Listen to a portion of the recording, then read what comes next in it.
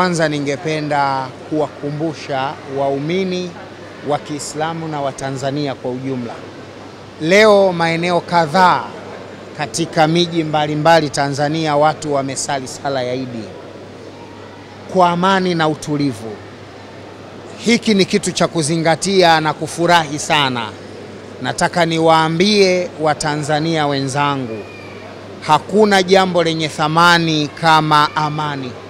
Jana nilikuwa naongea na marafiki zangu wanaoishi Goma, Kongo, nchi ambayo kwa sasa kila uchao, na maanisha kusema haya maneno, kila uchao, yani kila ndani ya masaa 24 watu mtaani wanaokota kati ya maiti 8 mpaka 10 kila siku.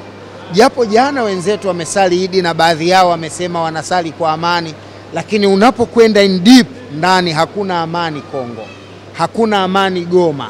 Ni moja kati ya maeneo yana vurugu za kutosha, kuna mauaji ya siri kwa siri yanaendelea.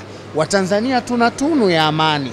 Watanzania tunatakiwa tumshukuru Mungu kwa amani tulionayo, kwa sababu ndiyo kitu kinatupa nafasi kutekeleza ibada zetu kwa nafasi na kwa furaha bila ya hofu yoyote katika maisha yetu. Lakini nikirudi kwenye swala zima la kuzungumzia mwezi wa Ramadhani, niwakumbushe tu, Idi ni moja kati ya sikukuu za furaha, lakini katika Uislamu furaha ina mipaka. Furaha isiyokuwa au sherehe au furaha isiyokuwa na mipaka, hiyo ni vurugu.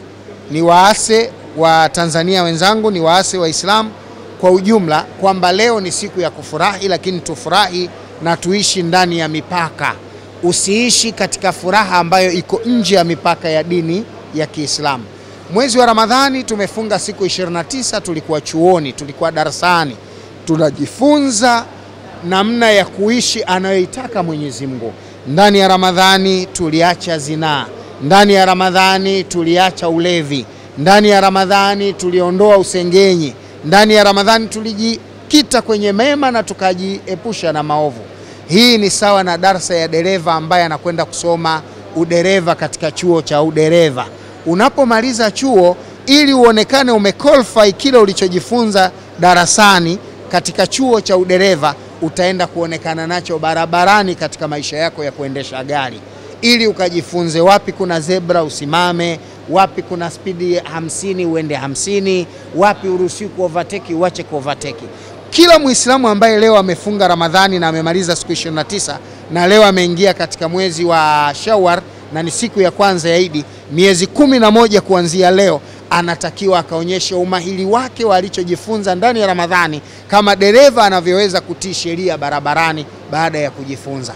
Ukimuona Muislamu leo amelewa, anazini, huyo hakuna alichofaidika nacho katika Ramadhani. Badala yake amefanya mazoezi ya kushinda njaa na anasubiri kwenda motoni, kwa sababu atakuwa amemuasi Mwenyezi Mungu Subhanahu wa Ta'ala. Kwa nasaha zangu, tujikite katika sherehe, lakini sherehe iwe na mipaka. Tujikite katika kutenda mema baada ya mwezi wa Ramadhani. Maliza Ramadhani kwa salama na amani.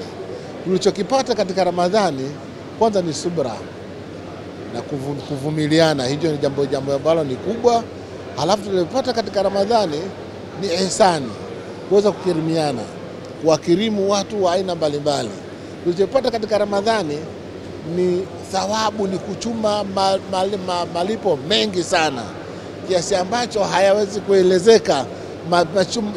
Malipo yaliyopatikana katika Ramadhani ni makubwa sana na ni mengi sana, kiasi ambacho Allah Subhanahu wa Ta'ala, hii ni ofa maalum, hawezi kupatikana katika sehemu nyingine, kwa sababu wasema hawezi kupatikana katika miezi mingine. Mtume Muhammad sallallahu alaihi wasallam anatufundisha, anasema saumu ya swala ya mwezi wa Ramadhani, man adda al-faridha, anayetekeleza fardhi moja katika mwezi wa Ramadhani, kama adda 70 faridha, ni sawa sawa ametekeleza fardhi 70.